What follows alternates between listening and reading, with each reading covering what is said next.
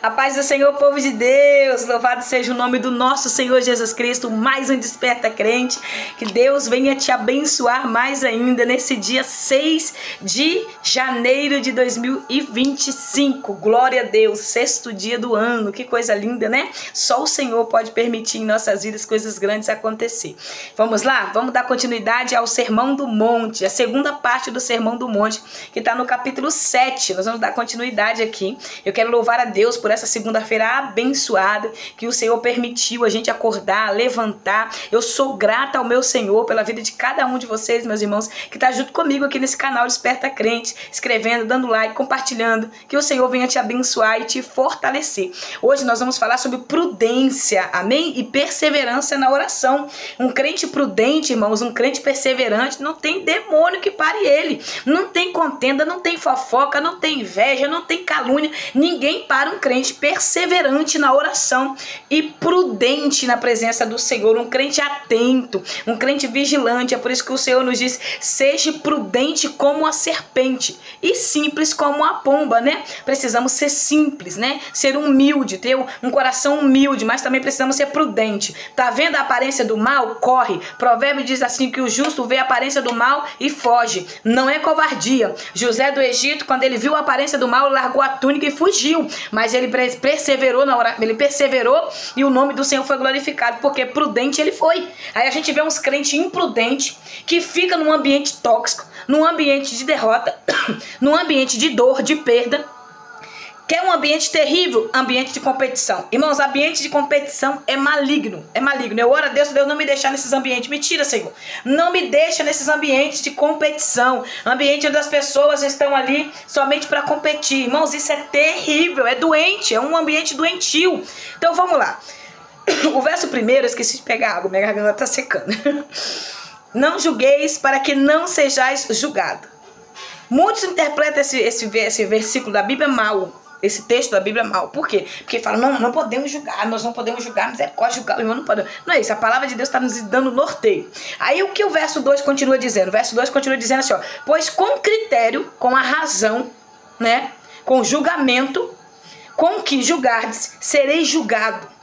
E com a medida que usares para medir, outros igualmente medirão a vós. Então vamos lá. Por que esses dois versos muitas pessoas interpretam errado?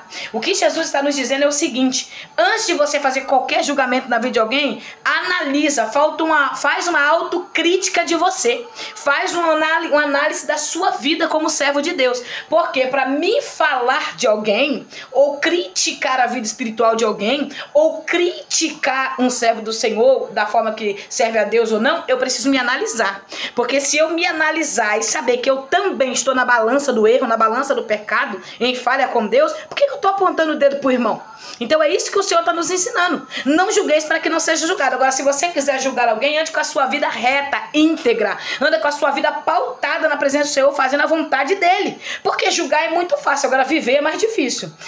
Muitos pregadores, no tempo atual, muitos pregam. Pregar, irmãos, é uma arte, né? Pregar, muita gente sabe pregar, estudo, ensinamento, muita gente aí tá pregando. Mas o seguinte é viver a mensagem que prega. Você sabe o que é viver a mensagem que prega? Viver a mensagem que vai você sangrar. Irmãos, quantas vezes eu sinto vontade de eu mesma falar por mim e não esperar o Senhor falar. Sinto vontade de abrir a boca, me defender em algumas situações, me defender de calúnias, abrir minha boca e falar o motivo de algumas situações, mas eu tenho que calar. Eu tenho que obedecer, eu tenho que ouvir a vontade de Deus, porque quem ouve a vontade de Deus prevalece quando é prudente. Então a gente precisa compreender isso. Agora, se a gente for sair fazendo julgamento, precisamos fazer uma autocrítica. Então vamos lá. Essa autocrítica no seu caráter, essa autocrítica na sua vida de oração, essa autocrítica na sua vida de leitura bíblica, essa autocrítica na sua vida, no seu caráter pessoal, se você compra, se você paga, se você tem compromisso, se você é uma pessoa que não suja o nome do Senhor, que não degride a imagem, entendeu? Eu sei que nós estamos vivendo um momento difícil, tá? Eu sei, se a gente for parar para analisar, o negócio não tá brincadeira, mas a gente não podemos usar de desculpa para viver uma vida relaxada, né? Há desejos no meu coração, vontades que eu tenho, mas que eu tenho que matar essas vontades para obedecer, renunciar e viver a vontade do Senhor. Eu estou falando porque eu estou usando a minha vida como exemplo, porque eu sei que se eu colocar o teu nome ou o nome de outras pessoas, vocês vão se identificar. Entendeu? Vocês vão se identificar. Então eu prefiro usar a minha vida, porque eu sou um ser humano como você. Então nós precisamos compreender. Muitas das vezes a gente quer fazer julgamento das pessoas, mas antes precisamos fazer uma autocrítica e julgar a nós mesmos, para depois julgar o vizinho. Porque fazer julgamento é muito fácil. Agora ter uma vida íntegra que é difícil. Então você tem respaldo para você poder julgar, mas na palavra de Deus. Olha só, eu quero ler um verso aqui que está em Provérbios, que eu leio, né, alguns capítulos de Provérbios todos os dias de manhã, um livro que eu amo, e eu te aconselho a ler também. Eu li capítulo 4 hoje, mas o verso que o Senhor colocou no meu coração no dia de hoje, pro meu dia hoje, foi esse versículo 26, e eu vou compartilhar com você, que diz assim, ó: reflete sobre as tuas escolhas e sobre o caminho por onde andas, e todos os teus planos serão bem-sucedidos. Eu vou repetir para você. Provérbios capítulo 4, versículo 26, diz assim: reflete sobre as tuas escolhas. Então analisa as suas decisões, analisa as suas escolhas, começa a observar o que você tem atraído para você, o que você tem trazido para perto, presta atenção. E sobre o caminho por onde andais, e todos os teus planos serão bem-sucedidos. Não te desvies nem para a direita, nem para a esquerda. Retira o teu pé da malignidade. Então vamos lá, faz uma análise de você mesmo. Saia de ambientes tóxicos, saia de rodas que não provêm de Deus. Se você quer ter uma vida íntegra, uma vida prudente, uma vida perseverante, precisa analisar a sua vida espiritual. Eu não consigo ler versículo por versículo, como eu já falei com você. Mas se você ler esse capítulo 7 do Evangelho de Mateus, é tremendo, irmãos. É um panorama para a gente aprender profundamente nas nossas vidas espirituais. Não aceite julgamento de quem não vive o Evangelho.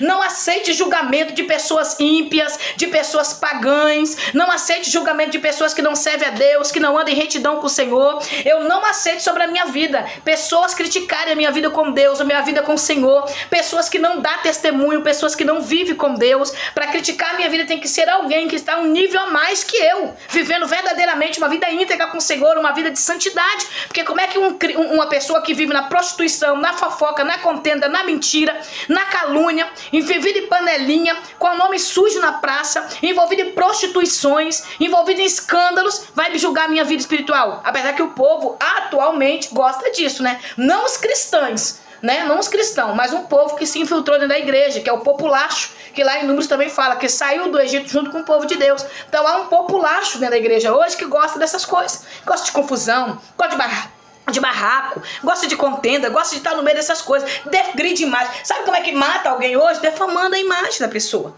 defamando a imagem, degredindo o nome da pessoa, caluniando a pessoa, inventando mentiras, inventando calúnias a respeito da vida espiritual, a respeito da família, a respeito eu falo, irmãos, porque antes dos meus filhos desanimarem da fé, desistirem da fé, eles foram muito atacados, meus filhos foram forçados a desistir de servir a Deus, foram perseguidos por pessoas que era para abraçar, que era para amar, que até hoje tentam parar. A minha agora, no caso, né, porque meus meninos já desanimaram, mas vai voltar em nome de Jesus, porque não tem ninguém que tira a promessa sobre a vida deles. Então eu preciso entender isso.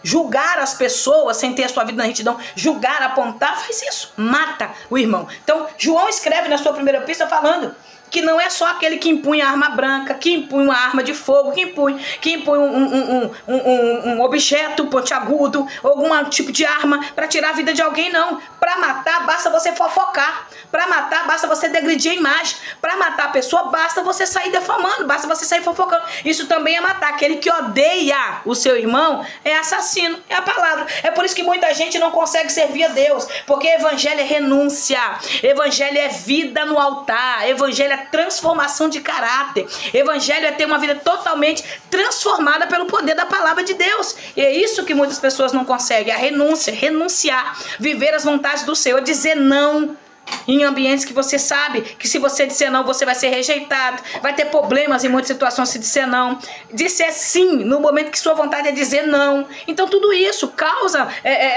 uma consequência em muitas áreas da nossa vida. Então muitas pessoas têm essa dificuldade, então muitos preferem viver a hipocrisia.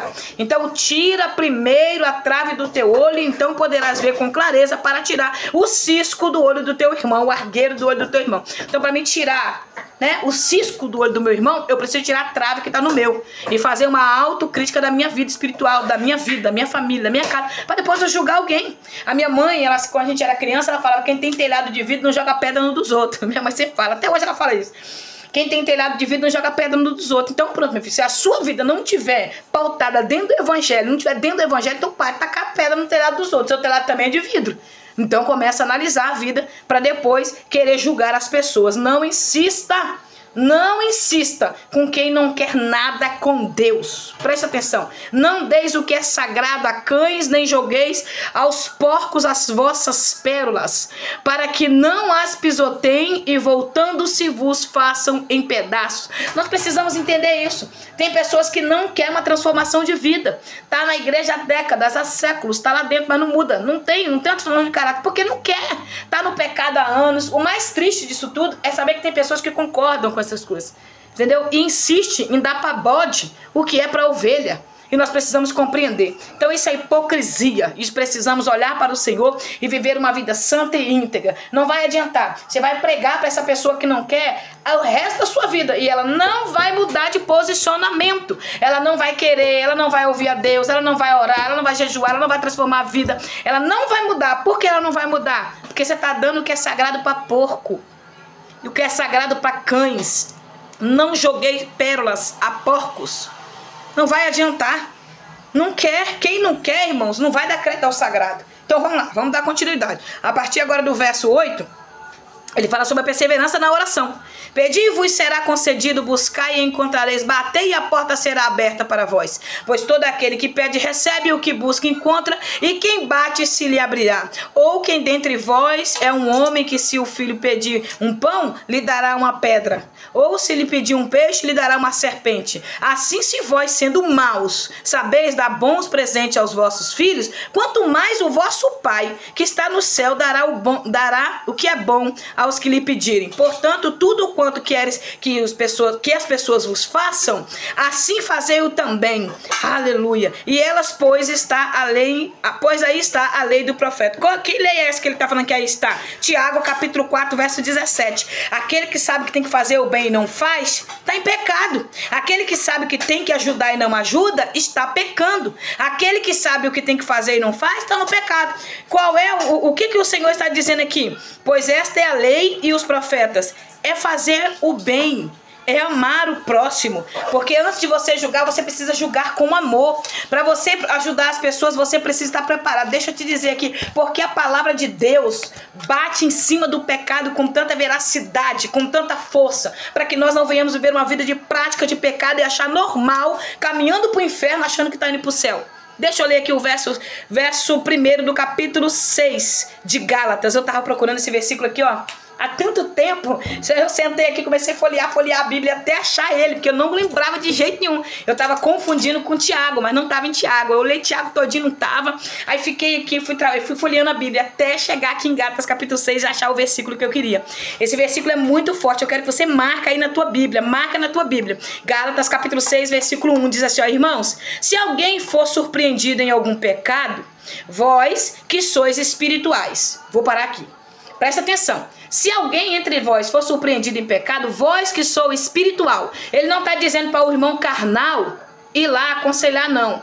Ele está dizendo para o irmão espiritual, que tem ligação, intimidade com Deus, que tem autoridade no céu, ir lá. Por quê?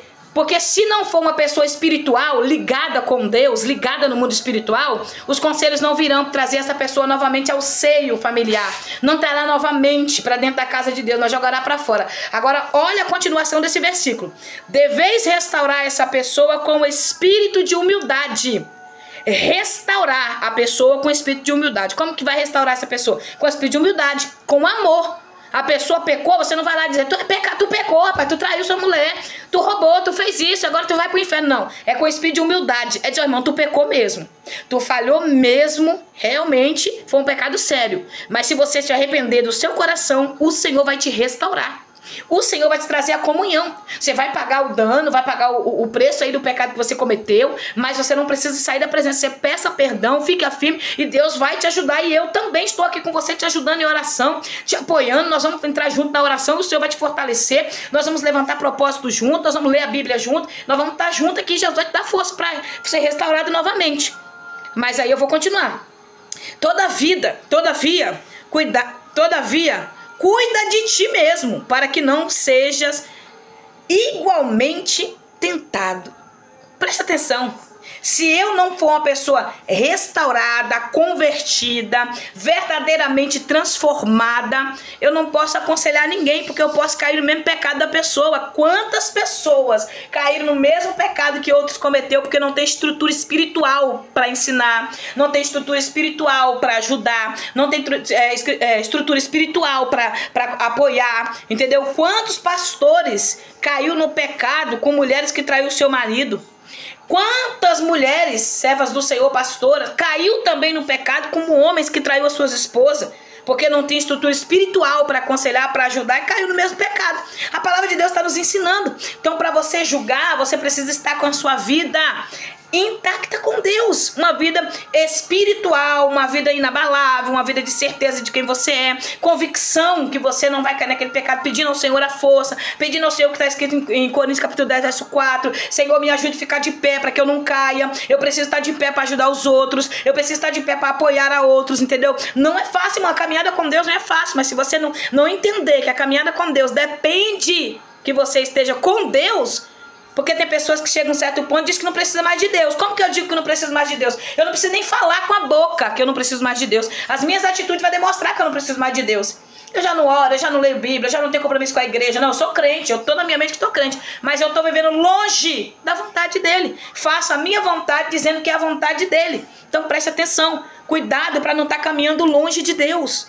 Cuidado para não estar afastado de Deus. Cuidado para não estar indo para longe. Cuidado. Amém? Então vamos dar continuidade aqui em nome de Jesus. Esse verso é muito forte. Para que não sejais igualmente tentado. Então quer dizer, quem está de pé, cuide para que não caia, né? Então, para me consertar pessoas em relacionamentos quebrados, eu preciso estar restaurada em Deus. Amém? Então vamos lá, cuidado com julgamentos. Muitos estão julgando e dizendo que está sendo direcionado pelo Espírito Santo, mas está matando pessoas porque não tem estrutura espiritual. Muitos estão dizendo que está pedindo, está batendo na porta, orando, mas não está recebendo porque a vida está fora da hora. Porque que adianta eu bater na porta pedindo a Deus para Deus fazer, para Deus me dar, Deus abre a porta, Deus me dá, Deus faz, Deus faz, Deus faz, Deus faz, mas depois que eu saio da oração, eu tô com a língua desse tamanho pra fora. Não adianta ter joelho no chão e a língua também arrastando no chão.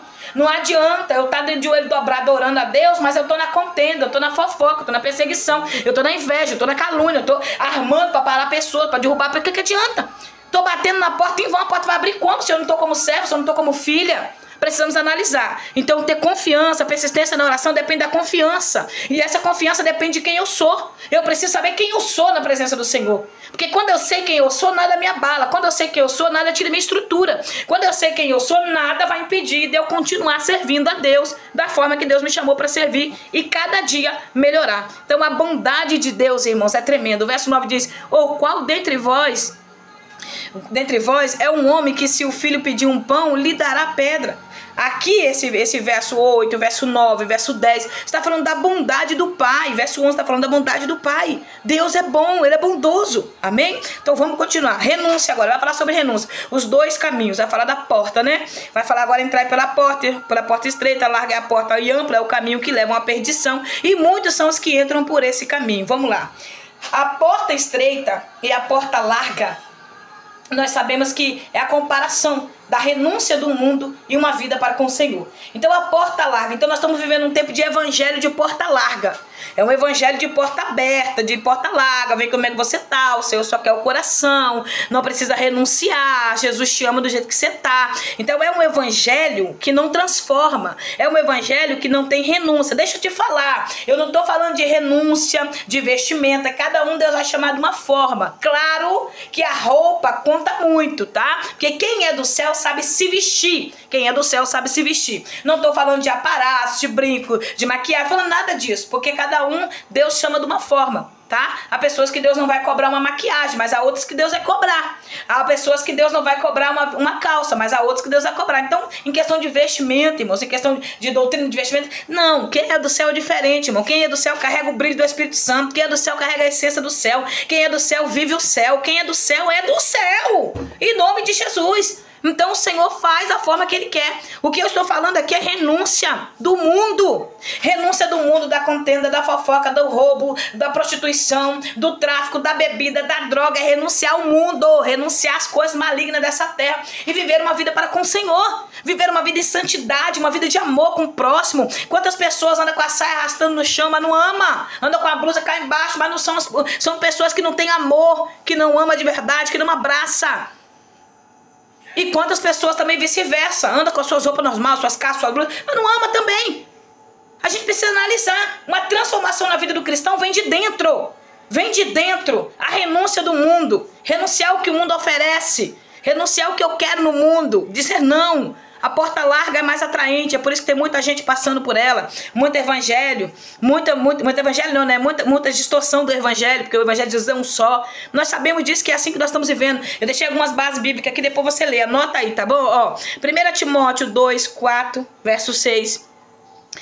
Hebreus capítulo 10, 31. Mateus 18, 14, Romanos 11, 32. E assim, se eu fosse pegar mais base bíblica, a Bíblia toda é rabiscada. Mas depois você lê lá, essa base bíblica que eu te falei, você vai ver. Porque estreita é a porta e difícil é o caminho que conduz à vida. Apenas uns poucos encontrarão o caminho. Preste atenção, você que é muito sério. A Bíblia nos diz que a vontade do Senhor é que todos sejam salvos e cheguem ao pleno conhecimento do Evangelho. Timóteo capítulo 2. Nós entendemos que o Senhor quer que nós chegamos ao pleno conhecimento e chegue à vontade de Deus, à vontade do Senhor. Mas infelizmente são poucos que entrarão por esse caminho, por essa porta. Por quê? Renúncia não é para todos. Não é todos que conseguem renunciar. Não é todos que conseguem dizer não a si próprio. Porque eu falei com os jovens essa semana, quando eu conversei com esse jovem, eu falei com ele assim, não é difícil ser um cristão. Não é difícil seguir a Jesus. O difícil é negar a si próprio. O difícil é você dizer não a você, aos seus desejos, às suas vontades. O difícil é você negar a forma que você vivia e começar a viver de uma forma diferente. Entrar no padrão da palavra de Deus. Se moldar no que o Senhor está querendo de nós. Porque quanto mais é dado, mais é cobrado. Então, quanto mais Deus me dá, mais Deus vai requerer de mim. Todos os dias Deus requer algo de mim. Todos os dias. É por isso que tem pessoas que não suportam o peso do ministério e se corrompe. E se corrompe porque ministério tem peso, chamada tem peso. Eu não posso ser iguais às pessoas, eu tenho que ser diferente porque eu fui chamada para ser diferente. O Senhor, quando me chamou, o Senhor falou comigo, te coloco no meio dos iguais e te faço diferente entre eles. Então eu fui chamada para ser diferente, você foi chamado para ser diferente. Não foi para ser igual ao mundo, irmãos. É para separação do mundo. Deus separou trevas da luz. Vai lá, Gênesis capítulo 2, separou, de capítulo 1, trevas de luz. Como que vamos andar treva com luz? Não existe. A luz, quando chega, a treva se dissipa. Então, se você é luz, aonde você chegar, a treva vai ter que se dissipar. Não vai ficar treva. Em nome do Senhor vai ser glorificado. Amém? Então, vamos lá. Não dá para continuar mais. Já foi, tem 22 minutos de vídeo. Eu vou continuar amanhã, tá bom? Nesse capítulo é muito forte, muito abençoado. Pelo fruto se conhece a árvore. Nós vamos falar sobre isso amanhã. E o nome do Senhor vai sendo glorificado. Que Deus te abençoe, que a paz da eterna te alcance. Que essa palavra entre no teu coração, penetre na tua alma e fortaleça a sua vida no dia de hoje, em nome de Jesus. Seja Jesus na vida de alguém. Amém? Então, vamos orar. Senhor, eu sou grata ao Senhor pela vida dos meus irmãos e das minhas irmãs inscritos nesse canal Desperta Crente. O Senhor conhece, Pai, a necessidade que nós atualmente temos e precisamos. E eu oro neste momento por uma resposta. Eu oro neste momento para que o Senhor abra uma porta para que a tua filha receba essa resposta que ela tem pedido. Eu clamo ao Senhor agora, Pai, que o Senhor possa entrar nesta causa, que o Senhor venha repreender tudo aquilo que o adversário tem tentado. Quantas vezes o inimigo tem tentado roubar a nossa alegria, a nossa paz, tentado roubar de nós, ó Pai, os momentos preciosos para com o Senhor. Eu quero orar agora neste momento que o Senhor venha entrar nesta causa com a tua providência, repreendendo no nome de Jesus, ó Pai, tudo aquilo que não for do Senhor e nos fortaleça nessa vitória, nessa guerra e nos dê vitória nessa batalha. Eu acredito em tudo que o Senhor está fazendo, assim eu entrego em tuas mãos esse canal, a vida dos meus irmãos inscritos nesse canal, a minha vida, a minha casa, a minha família, e eu te peço, Pai, nos ajuda a continuar, no nome de Jesus é o que eu te peço nesta noite. Joga por terra toda fúria, todo embaraço, que esse esse ano seja um ano, Pai, de transformação, que seja um ano, Pai, de vitória, de renúncia. Eu acredito no que o Senhor está fazendo e irá fazer em nossas vidas, no nome de Jesus. Amém. Que Deus te abençoe, que a graça do Eterno te alcance e que você seja muito mais que abençoado nesse ano, no nome de Jesus. Ore por mim, ore por você, ore pela Conferência Mulheres Sábias, ore pelo projeto missionário. O Senhor tem glorificado o nome dele e eu louvo a Deus por tudo que o Senhor tem feito. Deus te abençoe no nome de Jesus.